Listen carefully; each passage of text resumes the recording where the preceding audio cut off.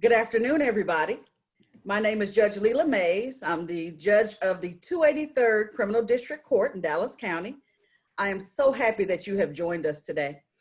I am going to announce our presenter, introduce our presenter to all of you today. Her name is Brittany Moore. I'll just tell you a little bit about how I met Brittany. Brittany and I came to know each other because she is the one that is the lead on our ID and driver's license restoration clinic through Legal Aid of Northwest Texas. We met because I found in running a felony district court that more often than not, individuals do not have IDs or driver's license. You would be amazed to know the number of people that do not have ID or driver's license. And a whole lot of them are ashamed to even tell you. There is such a need for this that I'm so happy and so proud to get this opportunity to introduce Brittany to you. Brittany has worked for the Equal Justice Work Fellows through the Texas Access to Justice, hosted by Beacon Law. She has been a speaker at the ID restoration clinics and CLEs and the 2018 Poverty Law Speaker. She is a graduate of South Texas College of Law in Houston, and she's worked in this area for very many years. She is the guru of ID and driver's license restoration. The project that she is currently working on proposes to recruit, train, and mentor pro bonos to take ID restorations cases so that we can meet the widespread need for representation in North Texas. And if I tell you there's a need, I don't even think you all understand how big of a need there is. So thank you all for being here today. And I want to introduce our presenter, Ms. Brittany A. Moore. Thank you, Judge Mays. That was a very gracious introduction. And I really appreciate you taking the time to do this intro and be with us today. And then everyone else on this webinar, thank you for joining us. I know some of our internal staff at Legal Aid is here as well. Thank you so much for doing this, since this is also a new area for our firm as a whole. The more of us that know how to do it, the more people we can help.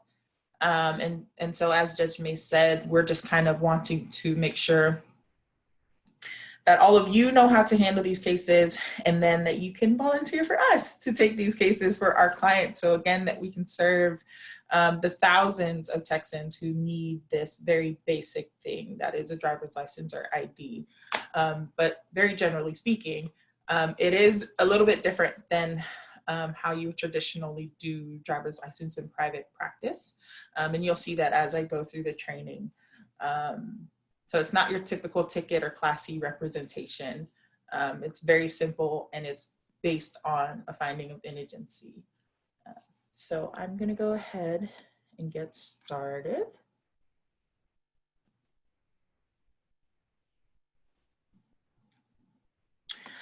So yes, I am a staff attorney for Legal Aid of Northwest Texas.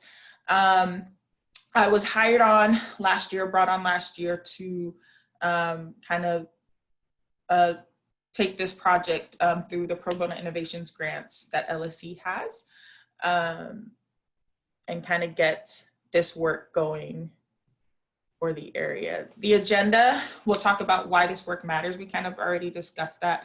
The types of suspensions there are. We'll briefly talk about occupational license, Omni hold, which is the failure to appear or failure to pay, the legal authority that allows us to do the work that we are doing for these types of cases, how we draft and file our pleadings, dispositions and collateral consequences that our clients might face, and then how we kind of work with our volunteer attorneys to accomplish this service and need. So as I mentioned before, more than 50% of the legal needs of the homeless population is related to obtaining a driver's license or some sort of identification. It is very common that they lose IDs and lose their driver's license. And I know some of you are thinking, well, what's stopping them from just getting an ID, even if they aren't eligible for a driver's license? Well, technically they're warrants, right? So getting an ID could still, leave them in jeopardy of being arrested. And so we don't even want to deal with that. We want to just go ahead and tackle that issue, make their driver's license valid, and they can just get a driver's license. If they just want an ID, they can get that, but at least there's no looming cloud of arrest hanging over them. Of course, this is also something you need to obtain housing and employment. So you can't get a job without identification. It's that simple. And so these are the issues that our clients face. And the reason they end up having them is because a $200, $300 ticket for us, you get it, you pay it, do what you got to do. But when it comes to our client base, which is 200 or 125 below the federal poverty guidelines, that $200 or $300 is the choice between paying a part of their rent or their portion of their housing voucher. It's a decision between paying their electric bill or feeding their kids to pay the ticket. So it doesn't happen, right? And then so they just end up in this cycle of getting pulled over again, and then they get 2 or 3 tickets because one of them will be driving with an invalid driver's license. And then it just kind of continues to rack up until it's just insurmountable. And that's what we are here to do, is we want to give people and help people find remedies that the criminal code allows them to have, which is either a waiver or community service that they can actually do to get these tickets off of their record and get a valid driver's license. So generally speaking, how we normally begin is we do searches. Well, we determine their eligibility for our service, but also generally for the code that's applicable to them for a finding of indigency. They have to fall below at least 200% of the federal poverty guidelines. To do that, we do a questionnaire. They initial it and gives us permission to do all the public searches we need to see what tickets are out there, what other barriers they have as far as their driver's license ineligibility that we can help with. And if we do find something we can help with, we get that retainer. And then like this affidavit that I've kind of crafted that has all of the Supreme Court requirements of an inability to pay costs affidavit, but then also some additional persuasive language, including the plea that we enter. So as I mentioned before, in traditional traffic representation, the goal is dismissal or deferred. Well, when it comes to our style of pleadings for our clients, we will enter a plea on their behalf. We'll enter a plea of no contest because for our clients, the conviction isn't really their issue. Their issue is that we cannot pay this. I cannot pay this ticket or thousands of dollars worth of tickets in these, 7 or 8 different jurisdictions. So at the end of the day, all they want is something that they can actually achieve to get this off of their driver's license. So we tell our clients up front that we are entering a plea of no contest on your behalf, and then we're requesting a finding of indigency from the court. So not contesting the facts, not contesting the tickets. Maybe you did run that red light. That's of no consequence to me. All I need to know is are you indigent and do you qualify to have this motion granted? So this is a link that you can go to find someone's eligibility for their driver's license. DVAP or the DBA will make this PowerPoint available to everybody, so the links and everything will be on there, which is a good thing because some of these slides are lengthy. It's not meant for me to read word for word. It's really meant for you all to kind of reference back if you need to. So in this slide is the link for driver's license eligibility. It's a free search, it's public, and anyone can do it, even our clients. But this is one of the places I check first to see what on their license is eligible, or what are the barriers to their driver's license. And I'll show you a sample of that here in a second. This slide is a few of the different types of enforcement. I see some people putting in questions. I'm not ignoring you. I'll get to it at the end. This slide is kind of the categories of suspension. A lot of times when you pull up that driver's license eligibility page, at the bottom, there'll be a reinstatement fee. So the reinstatement fees are a result of one of these 4 types or categories of suspension. Most of these are like $100. One of them is, I think, $200.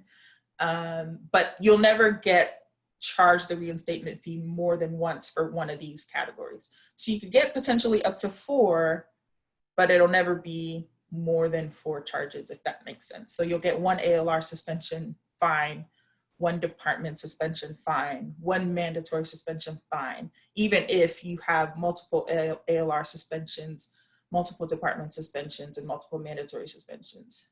And that's just for you to know, because clients will ask about their reinstatement fees. So kind of knowing that that fee is only 1 charge. And then also knowing the difference between that and the surcharge program, which is gone. Most of you probably already know that. They got rid of that last fall. So if someone just owed surcharges, then their license is probably now eligible. However, a lot of clients get that confused with the reinstatement fee that I was referring to. And they'll say, oh, I thought that was, they got rid of that program or whatever. And I'll make sure to tell them, well, that's actually the surcharge program. That's something totally different. The reinstatement fees are these fees resulting from these suspensions that are on this slide. And that is something that has to be paid. They won't waive it or do a payment plan. It's just something that they have to pay BPS. There is some funding in different nonprofit and legal aid organizations that help, at least for sure, the homeless population pay those reinstatement fees if that's their only barrier. And we talk about those referrals as we come across those clients. And then these are other enforcement actions that can also prevent clients from getting their driver's license: a cancellation, denial, revocation, or prohibition. Normally there's like, on the right side, again, I'll show you the sample so you can kind of understand this clearer in a second, of how to remove these barriers in these situations right here. And again, you can read it in more detail if you'd like, once you receive these slides. This is the list of mandatory suspension. So of the 4 categories I showed earlier, so this is the list of all the different ways they can get this mandatory suspension that has that $100 reinstatement fee that I mentioned. DWI, some drug offenses, evading arrest, driving while license invalid, providing, lending your driver's license card, fraudulent government records, that's a mandatory suspension. And so normally these will last between 1 year and 2 years. There's not really anything you can do to relieve that hold except for apply for an occupational driver's license. And that is something that we do as well, and that we'll talk about during this presentation. So again, you can go through this exhaustive list if you would like. Boating while intoxicated, that will lead to a mandatory arrest or a mandatory suspension. Okay, some of you didn't know that. Administrative suspensions, yet another category. This reinstatement fee is $125. It's probably the highest. And these will result from having several traffic violations. Within 2 years, you'll get this suspension. A second ticket for not stopping at a school bus, driving while license suspended as well. That's up to 2 years. So there's that list of what will result in the administrative suspension. I'm gonna go ahead and answer this because I get this question a lot. Well, can't we go to a hearing and prevent that suspension from occurring? There's a very limited window a lot of times for that hearing for these administrative suspensions. Yes, we absolutely could intercede for them at these hearings. The problem is they only have like a certain amount of days to actually say, yes, I want this hearing and appear for it. And once they miss that deadline, there's no going back. Like DPS will not reschedule it. You cannot have another hearing. And so most of my clients' cases, as it is for a lot of us, they send the notification for that hearing to whatever address is on your license. And so if that address is not updated, then you never got the notification, which is the case for 90% of my clients. I'm always shocked if I can make this hearing deadline in time for people, but it does happen. And when it does, great.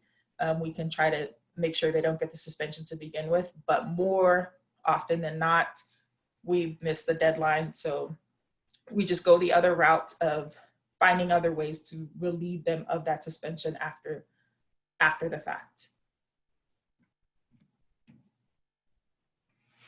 Under 21 suspensions, these are kinds of people who are under 21. Drinking, alcohol consumption is a big thing, and they can get those holds on their driver's license as well for that. Health and safety code violations, things like that are also on here. Administrative license revocation. This is something that also results in a $125 reinstatement fee.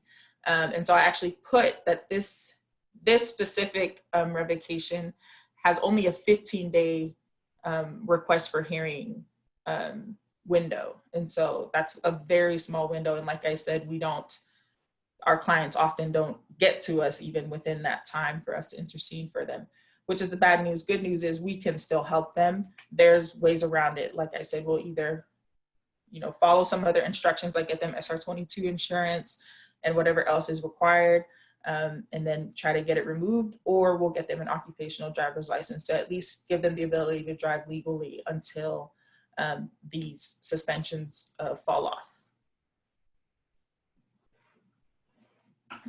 Again, another list from the denial of issuance or renewal of driver's license in more detail that you guys can look at on your own, the different offenses that could lead to that suspension on your driver's license. Generally, as you can see from these slides, these last few, there are a lot of ways people can get these suspensions, and that is why they are so common, and why this need is so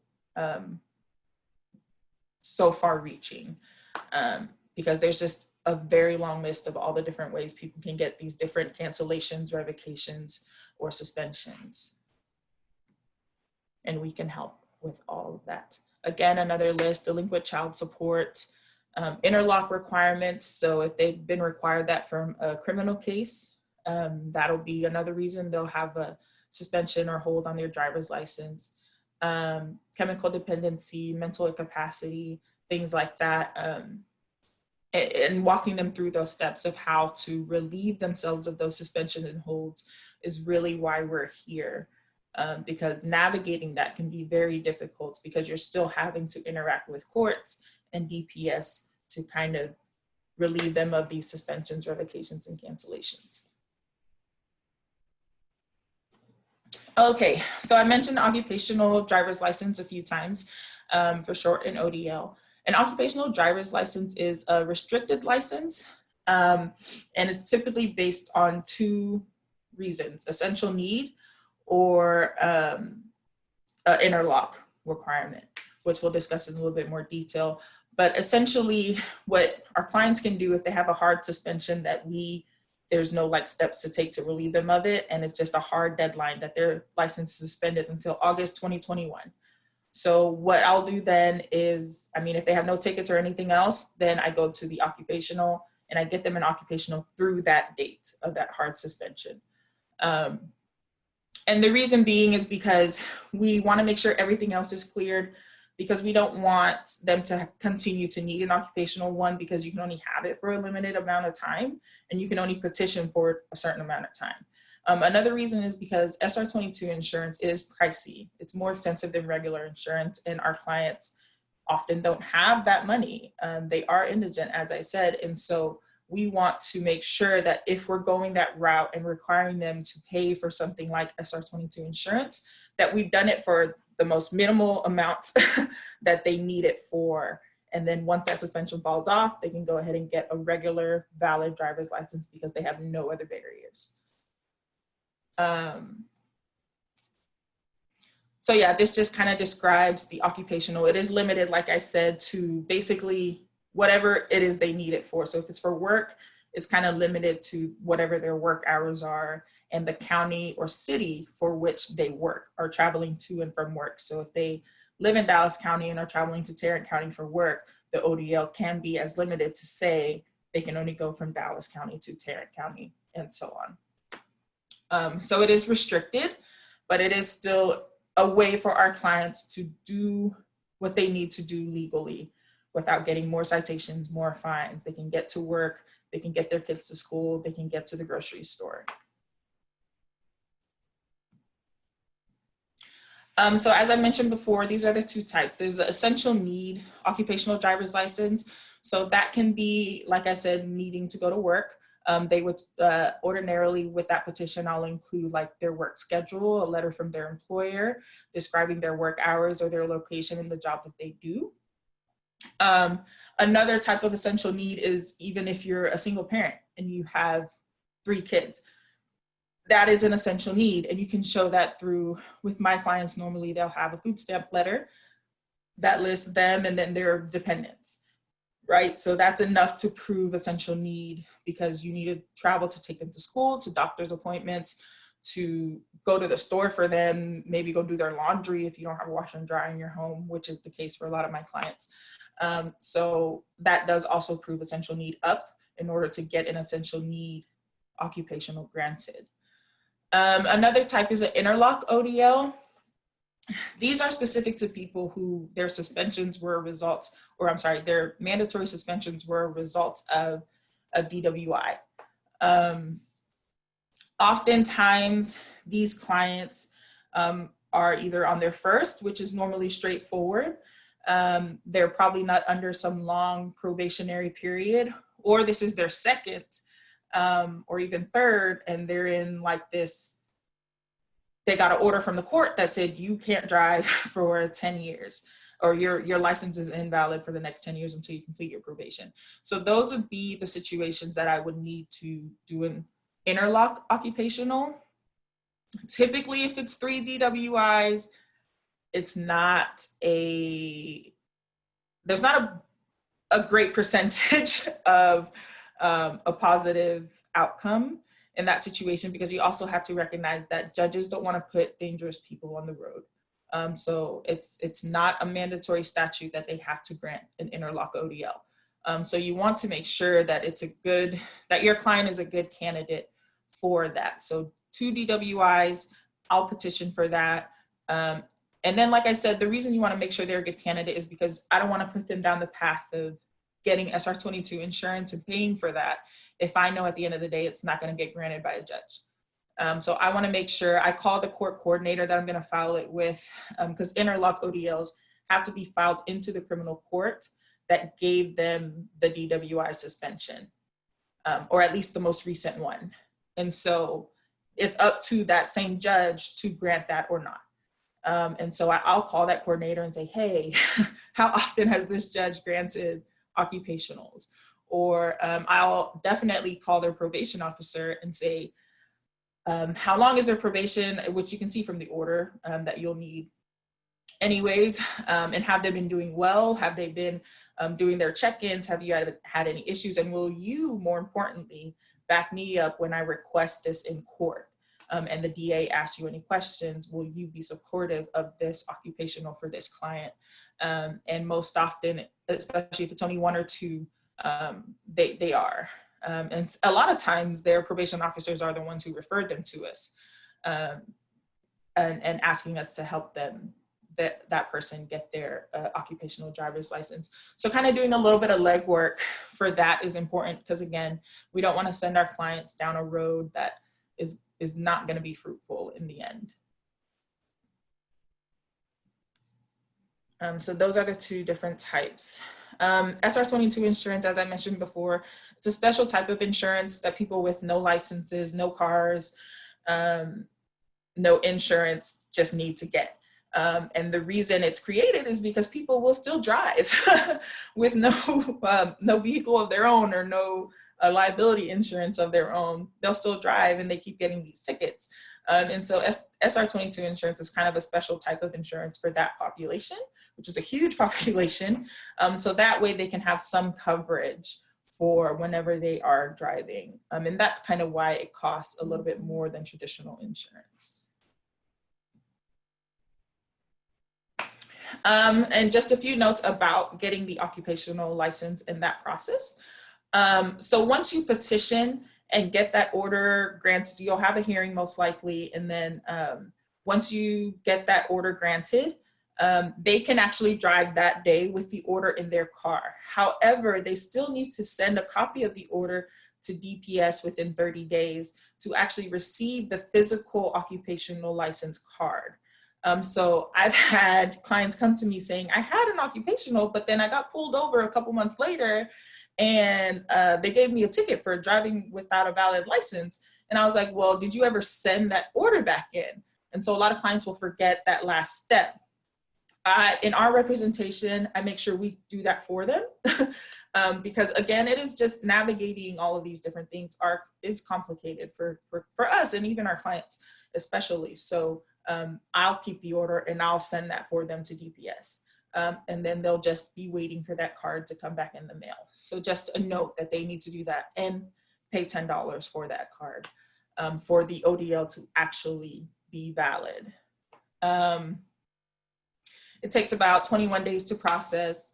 Another thing to note is you need to order the driving record when you're petitioning, and then that goes to the court, and then that I normally send it to DPS with everything, the $10, the order, and their proof of SR22 insurance, which is also a requirement for an occupational in both essential need and interlock. No matter what, they'll need SR22 insurance. Send that all to DPS. So they've got everything they need to send us back that physical card. Driver's license eligibility page. So this was the link that I showed you guys kind of in the beginning of the presentation. When you go to that link, you'll type in their date of birth, last four of their social, and their name, or I'm sorry, their driver's license number. It also works for their ID number, kind of a weird thing to note. And some of you, if you've ever done these searches, you probably already figured this out. DPS, when they started giving out licenses and IDs, they didn't link them together. So you can have different holds under your ID and nothing under your driver's license, but you still won't be able to get a driver's license because they can see both, but for some reason they didn't link it up for public search purposes. So when I look things up, I look them up under their ID and driver's license if they have both. And then of course, that's also why DPS has in the last year been requiring people to turn in their IDs if they have valid driver's license, is because they didn't link everything. So that's what they're working on doing now moving forward with IDs and driver's license, but everyone like 2 or 3 years ago and on, it's almost two completely different sets of records. Anyways, so this is what will pull up on the eligibility page. As you can see in that highlighted portion on the right, this person, their license, it'll say not eligible because of, and the compliance requirements below. So we'll click and see that more. There'll be a box under the compliance requirements, and it'll say in that box on the right side, the type of suspension, and then on the left side, the different steps that they can take in order to relieve themselves of the suspension. Again, the reason why we can't just give this to clients and say, hey, go do it yourself is because, for instance, this SR suspension for liability judgment, that hold is infinite. So it is there until they fix the liability judgment in some way. This involves a court disposition. And so that's why they still need our assistance, is because we can then find out what happened in that accident.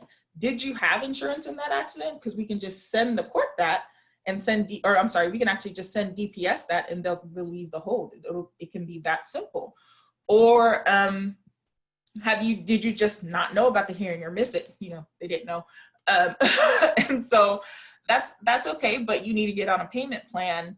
And then once you get that payment plan signed off and agreed to by whoever that accident hold was with, or that accident case was with, then we can actually send that agreement to DPS as well and get them to release that hold. Otherwise, there's no way to release that hold. And so these kind of processes, again, can be very complicated for lay people. And so that's why it's important for us to try to help them through these suspensions. Because it's much easier for us to figure it out and go through those steps. And then I think I have another sample. And then if you keep reading down the eligibility page, if you look in the top of this sample, it kind of says another reason why their license isn't eligible. The first where the number one is, it says failure to appear or failure to pay Omnibase.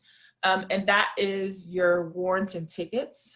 And I'll show you a sample of what that looks like after this slide. And number 2 was when there were surcharges. So you can ignore that because you'll never see the number 2 ever again, since surcharges don't exist anymore.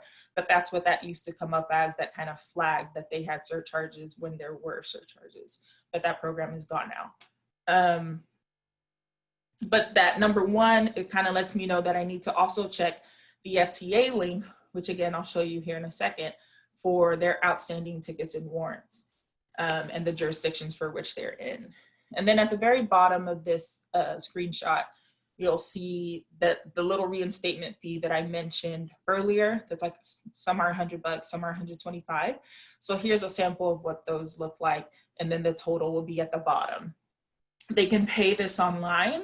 There's like an extra $5 fee total to do it online, or they can do it in person. It's not necessarily their license. If they've taken care of everything else, all their tickets and holds, doesn't really mean their license is invalid. They just can't physically get another one until they pay the reinstatement fees. And like I said, there are some programs that can help if it's like a homeless client that has absolutely no income or way to pay that reinstatement fee. But in most cases, it's only $100 or $200, and some of our clients can kind of work that out.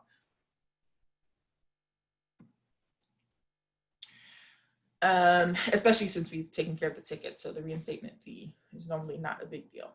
Another example of a couple of other suspensions that people might see on the eligibility page when you look it up is that medical advisory board. That was that one slide I went over that had briefly, I pointed out that sometimes some illnesses and some disabilities might result in a medical hold. And so that is also something that they will require our assistance with. As you can see, there's not even instructions for that on the right side. And that's really just because that can be a complicated process, depending on why that medical hold was placed in the first place. Normally, if it's like something simple like needing glasses, you can get a doctor's note saying you can drive, we can mail that to DPS, and then they'll release the hold. But if it's something like they had frequent seizures, then that might require a hearing. So, and that's really why there's no instructions on the side, because it really just depends. And that will be up to you to kind of discuss with your client and DPS, and then finding the steps necessary to relieve them of that hold. Canceled interlock, that's an easy suspension, actually. All it was is that they did have a DUI at some point and were required to get an interlock. And they probably already did, and probation's been over, and they finished everything, but the court never sent that release back to DPS. So I get that a lot, and it's really just getting a release from the clerk of that court and then mailing it to DPS to release that interlock or canceled interlock requirement. So really simple ways. Some of these are really easy, and some of them are a little bit more complicated. But again, that's why we want to help, because we can see that and determine those steps that our client just would give up on. A couple more examples. This drug education program one, I see that a lot. Normally a result of some sort of drug charge. And all it is just 15 hours at any licensed drug or alcohol rehab program. So that could be AA, NA, Salvation Army, and a lot of the shelters often have some sort of drug and alcohol rehabilitation program that's free. Community centers normally have them for a very low price. And so all they have to do is at least 15 hours of one of those programs, send in the proof of that to DPS, and that'll get rid of that drug suspension hold. And then the period of suspension and all that, more details about that is in this slide if you'd like to take a look later. Just trying to make sure I leave time for questions. As I mentioned, this slide is just about the surcharge program that was effectively repealed last year in September. So we don't have to worry about that anymore. However, there is a new structure to surcharges that I have a slide about and we'll briefly kind of graze over. But generally speaking, that really wasn't double charge, it was a triple charge for a lot of these offenses, and suspensions is no longer occurring, which is great because I think they had to do enough already. So this kind of just is a chart. On the left is what surcharges used to look like when we had that surcharge program. On the right is the type of surcharges that will be occurring now. So not at all that private contractor surcharge program through DPS thing. But if a court convicts you of a DWI, first, second offense, or over 0.15, these are the fees over here on the right that they can charge, which are pretty steep if you are in one of those three categories. But that's kind of the restructuring they did for that. The good news behind that is if you do have a client who does end up with one of these very steep surcharges, you can still actually have that waived by the court if you can show the court that they are indigent and can't pay it. So almost the same code that we use for our clients in their tickets and Class C misdemeanors to get it waived based on indigency is the exact same thing we would use in this situation to get that surcharge waived. And you can find that code in Chapter 709 of the Transportation Code.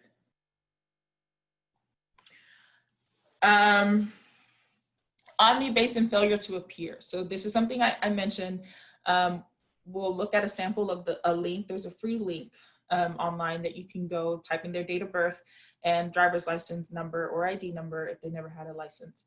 And you can find what warrants and outstanding fees are owed to DPS.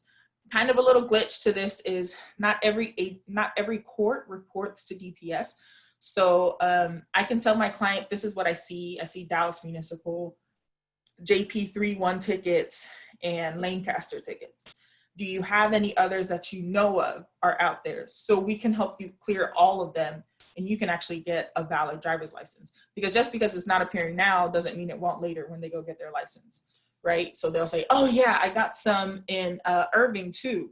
Okay, so I'll call up Irving, say, hey, client's name, date of birth, does he have open citations here? Oh yeah, he does. And here's what they are. And we kind of include that in the representation as well.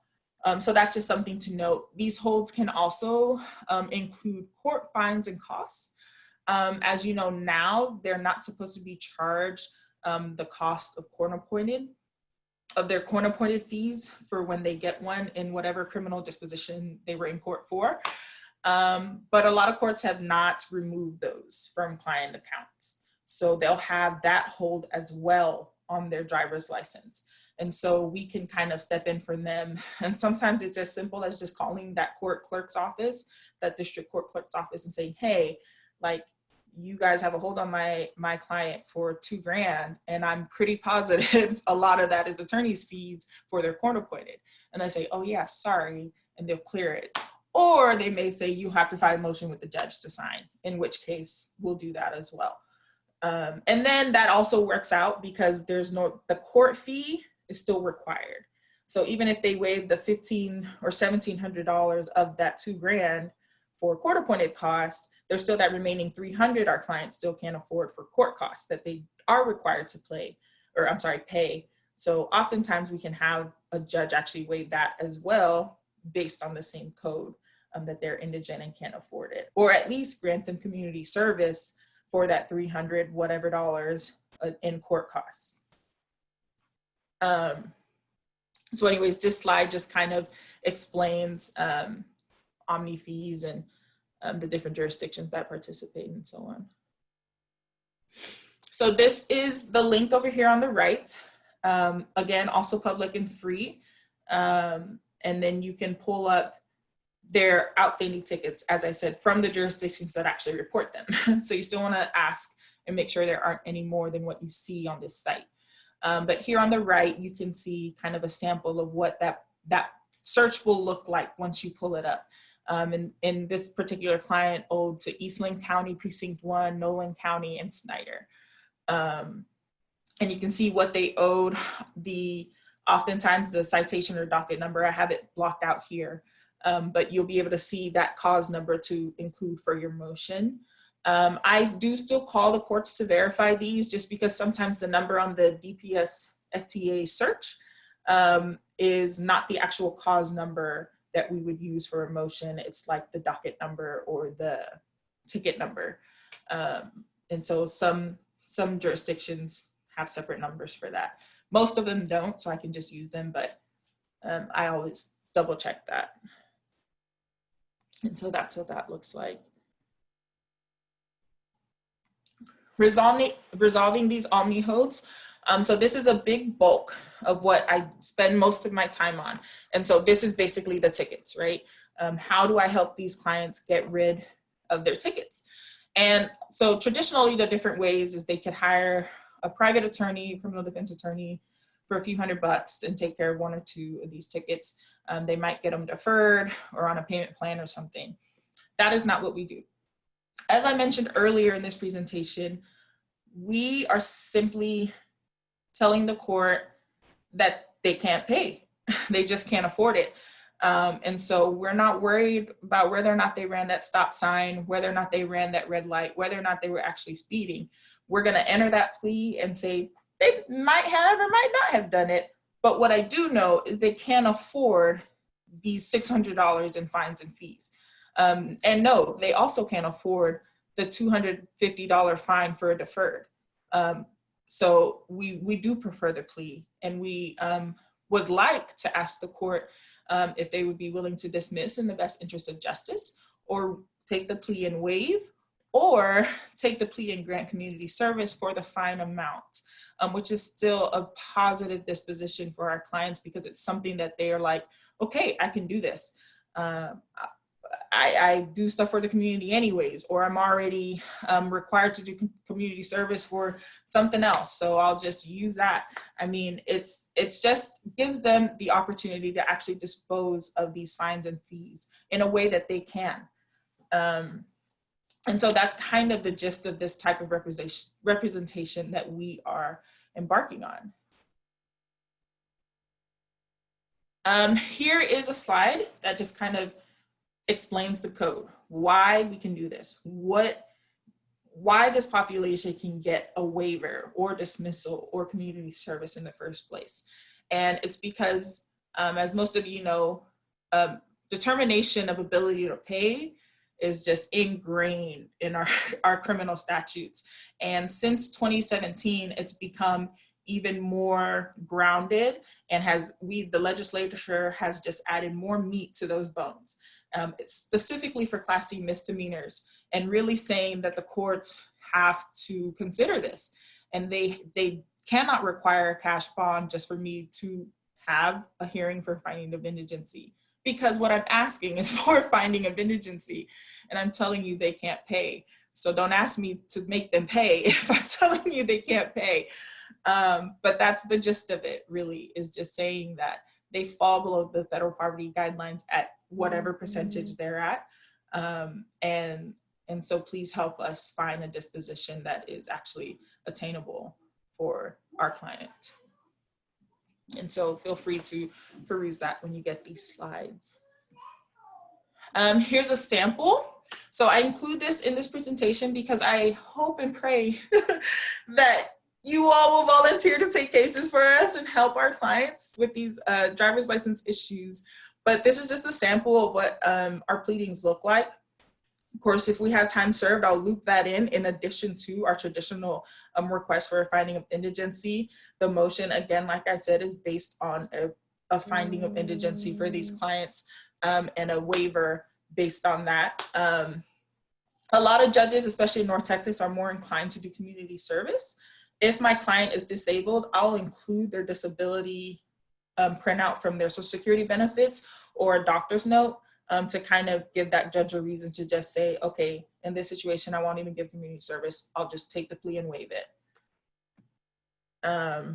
A sample of the affidavit I mentioned earlier, again, includes all of the Supreme Court language, and that's typically in a normal affidavit of inability to pay costs.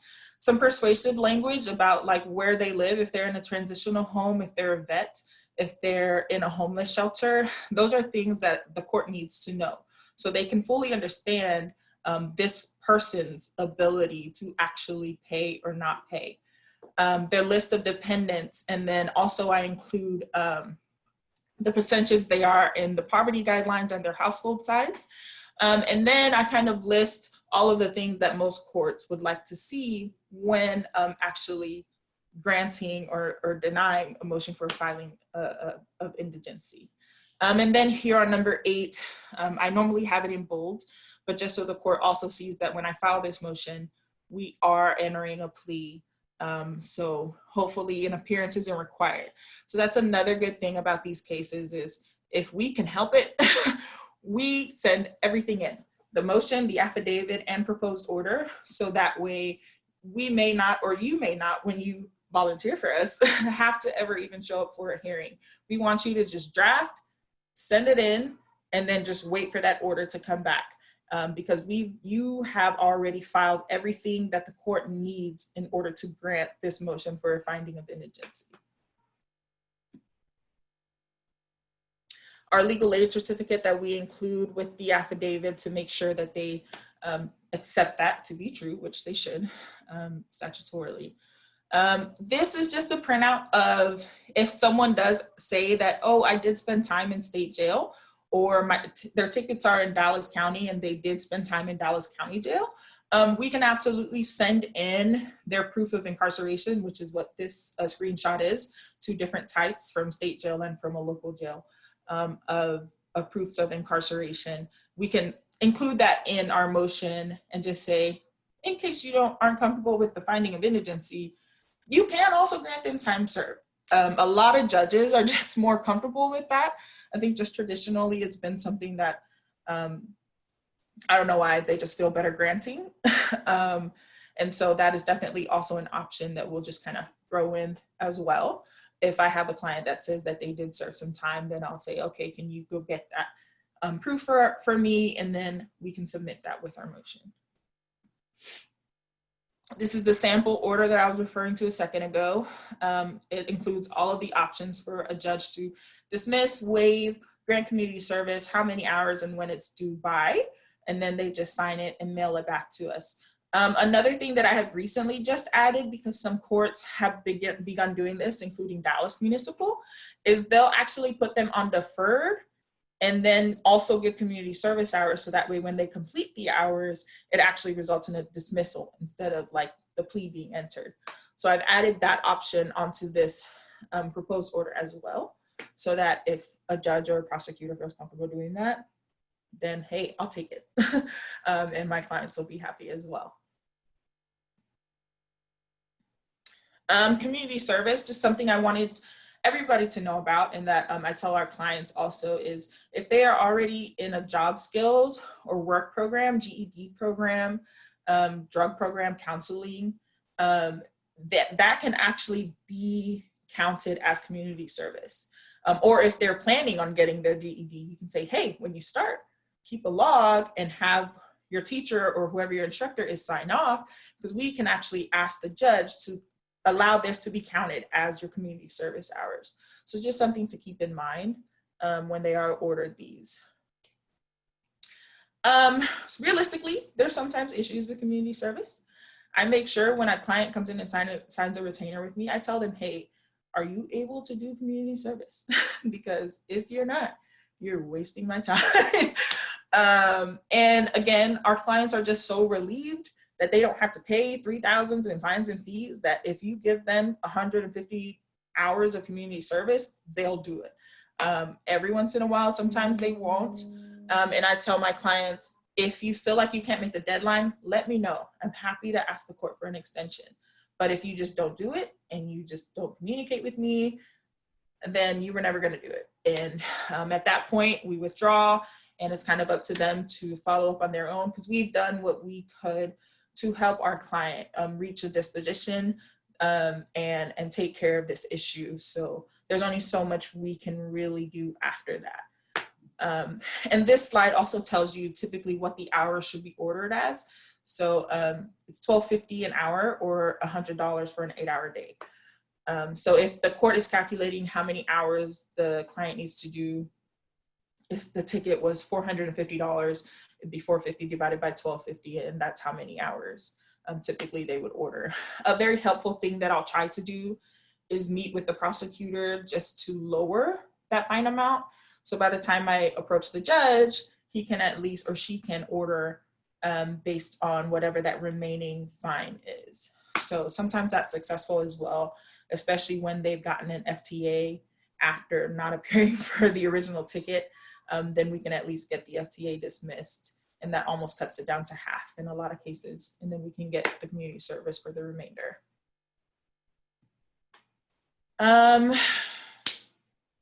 These are a list of collateral consequences. I've included a page of this as an addendum to specifically Class C misdemeanor cases that I will take on, just so our clients know that it will result in a conviction because we are entering a plea on your behalf. So this isn't like some sort of blindside. I want them to know that that's what's happening and that sometimes it could result in another suspension. The good news is if that does occur, then we can just apply for an ODL for that suspension period, as I mentioned earlier. A lot of our clients, these citations have been old. As I said, it started off for them in 2007 when they were 21. They couldn't pay it then. They sure couldn't pay it now. So they just kept getting tickets in between. So a lot of times these tickets are so old that whatever negative points would have been assessed against their license for a suspension, it was already assessed. When they failed to appear or when they got that, when that suspension became a certain amount of years old. So a lot of times when we enter the plea, it really doesn't make a difference. But sometimes it does. And like I said, if it does and then results in a hold, I tell them, hey, come back, we'll get you an ODL until that suspension falls. But they're still in a better position because once that ODL expires, they don't have to get another one. They don't have to go back and worry about the tickets that are still out there. They can just go get their license like any regular citizen.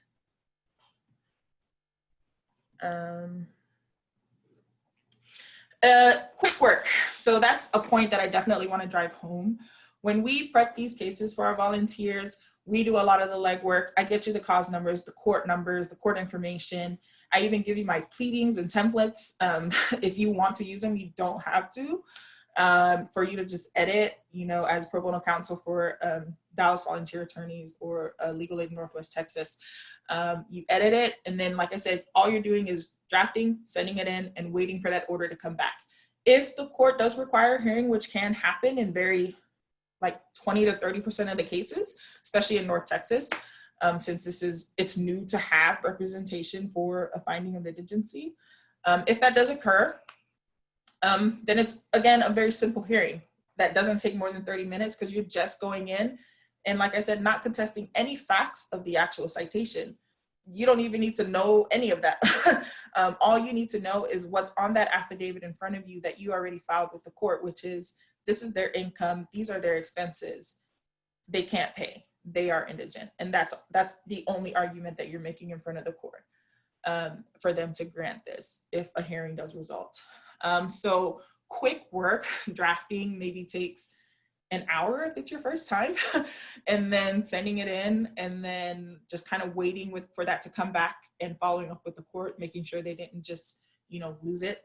But that's it. And like I said, hopefully there is no hearing required, but even if there is, maybe 3-4 hours total from beginning to end as far as work goes. So quick work, but big impact. You've given this client the ability to get a job, to get housing, to restabilize. It just makes a huge difference. And like I said, a lot of these clients, I had a married couple that I helped, and they were both 36. And this is the first time either of them had ever had a valid driver's license. I've had 60-year-old homeless clients who hadn't had valid driver's license for 20 years. And so these different things make a huge difference in our clients' lives.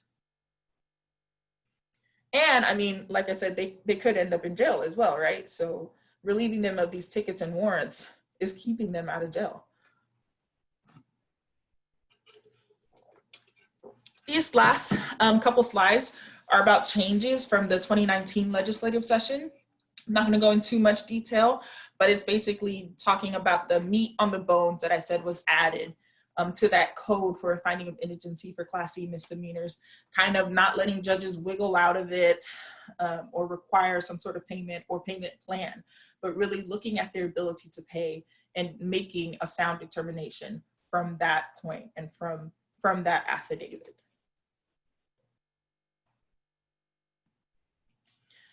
Again, just more differences, what was added in 2017 and then what was added in 2019.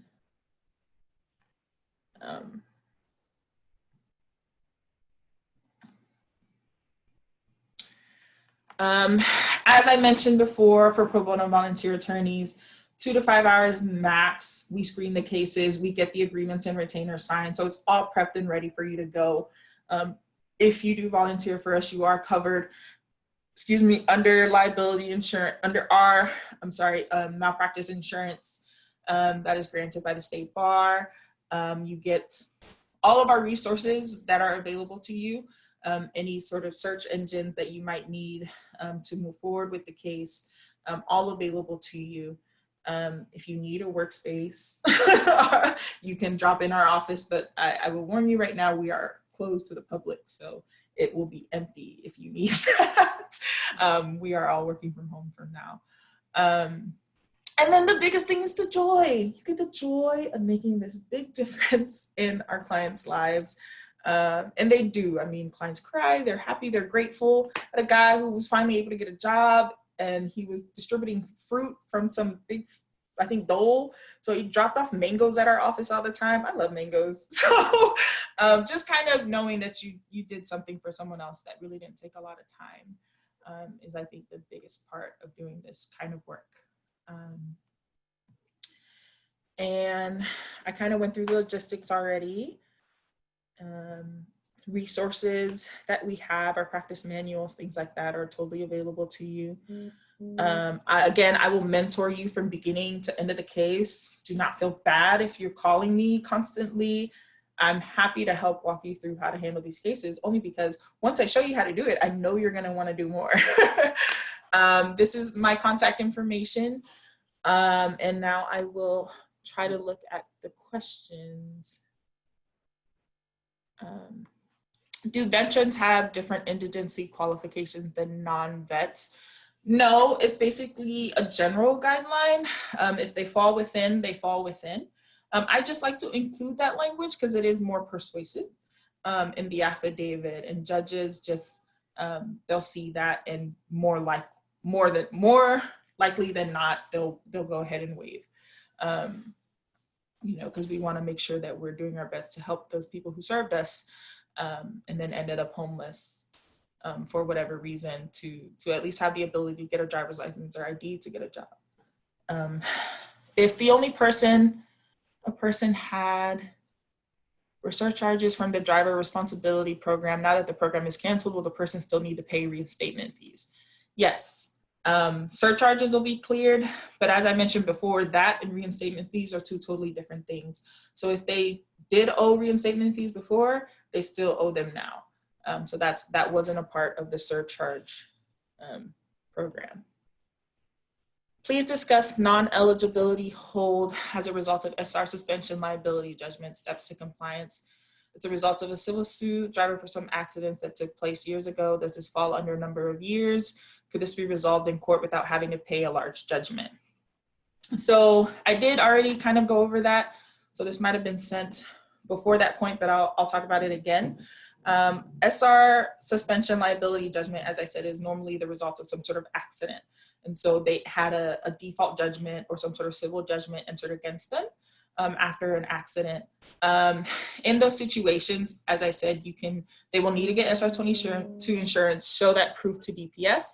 And then they will also need to get on an agreed payment plan and send that to DPS. Or there are other ways, certain suspensions, and you can read that in the details. It'll say it on the right side of the box of the suspension list. But some of them, after 10 years, no matter what, you can get that off. So it's been more than 10 years. You can absolutely send a letter to DPS saying it's been more than 10 years. I forget which, they have a template of that letter on the website. And I can't think of the name of it off the top of my head, but that is something that they will just remove after 10 years. There are certain types of accident holds that are really only 2 years, and you can send in a letter to have that removed. But again, a majority of them are these large sums of money from these accidents. And so the only way they can relieve that is to get on an agreed payment plan, start that, and then we can mail that to DPS. That is a lot of work for us because we'll have to correspond between the court, the opposing party, or I prefer a debt collector because they just want money, so they'll come to whatever agreement we can. But if not, then it can sometimes be kind of a filing with the court to request a ordered payment plan. But as long as it's signed and ordered or signed and agreed, then that can be sent to DPS to relieve them of that hold, as far as the payment plan goes for that civil judgment. Does it have to be time served for that same infraction that suspended their license? No. So that's kind of a cool thing. It can have no relationship to whatever their traffic offense was. They could have served time. They could have got pulled over and had the traffic offense in 2011, right? And now we're helping them with the tickets here in 2020, but they just got out of TDC after serving 3 years for an assault. We can absolutely still use that and request time served. It has to bear no relationship. The only thing that I would believe is required, and is actually, and what I've heard judges say, is it needs to be within after that time period of the citation. So they serve that time after the fact in order to get time served for that offense beforehand. And then it needs to be in that jurisdiction. So if it was TDC, that's the state of Texas. So it's in any jurisdiction in Texas. But if it was like Dallas County Jail and their Tarrant County tickets, you can try to slide it in there, but they don't have to grant that because it was served in a separate jurisdiction. But those would be the biggest requirements for time served, is just that it is in relationship to the jurisdiction and the time period for which they served. How many cases do I currently have now? That is a good question. There are a lot. I think I just did an open and pending case report with my supervisor, and I was close to 100. But that is also because only a portion of that is actually me handling them, but a majority of them are funneled through you wonderful people. So it just looks like they're my cases because I keep them assigned to me, so that way I can follow up with all of our volunteer attorneys taking these cases. But more than 50% of those cases are all going to you wonderful people that are helping me serve this population. And we want to serve as many as possible. And so, yeah. Let's see, another question. On an interlock removal order, does the court send those to DPS, or do we need to do that? We need to do that. So again, that's the whole reason why we go ahead and intercede on their behalf for these suspensions and holds, is because we could call the court and say, hey, can you send this to DPS? They're not gonna do it. There aren't enough clerks. We don't pay them. So we'll just get that from the clerk, and then we'll go ahead and just mail that with a quick cover letter to DPS saying that they should relieve them of that hold. And then I'm going into the chat. I believe Maricela, can you kind of chime in on this? Will they receive a copy of the PowerPoint? I believe you will. Yes, they will. They'll be receiving a copy following today's presentation within the next 1 to 2 days. We do have a question at the bottom. Okay. If it is court-ordered suspension for child support, do you have to go back to the original court to lift them to DPS? If it's a court order suspension for child support, do you have to go back to the original court to lift?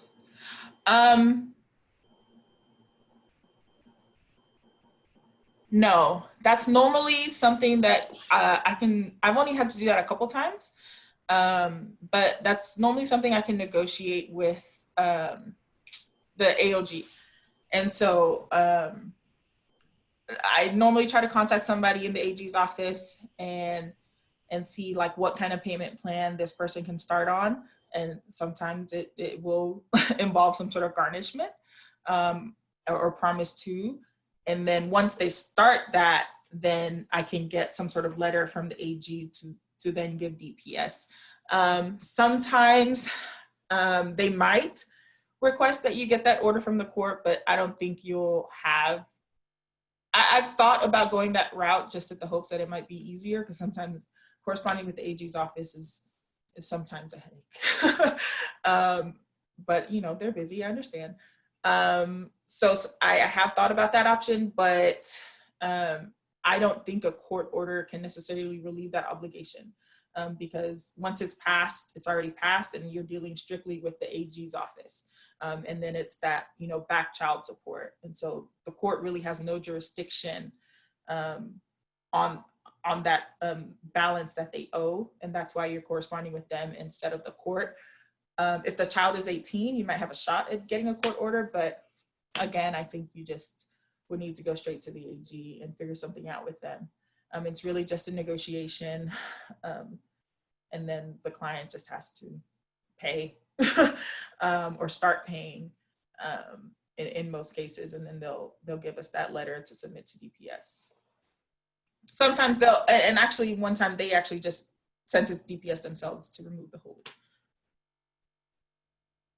Great, that looks like that's all the questions in the chat box. Again, thank you, Brittany and Judge Mays, for joining us this afternoon.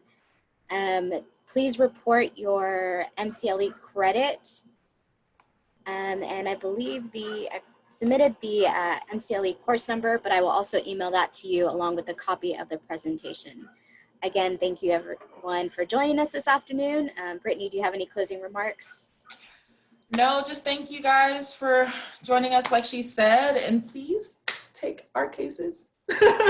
I think, you know, they're very simple, as I said, and we could do a lot of good for a lot of people.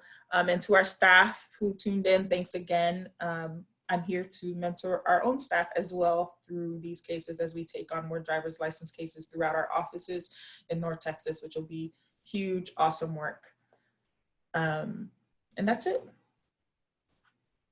That's Thank it. you. Thank you so much, everyone. Thank Have a you, good rest Judge of your Mays. day. Thank you.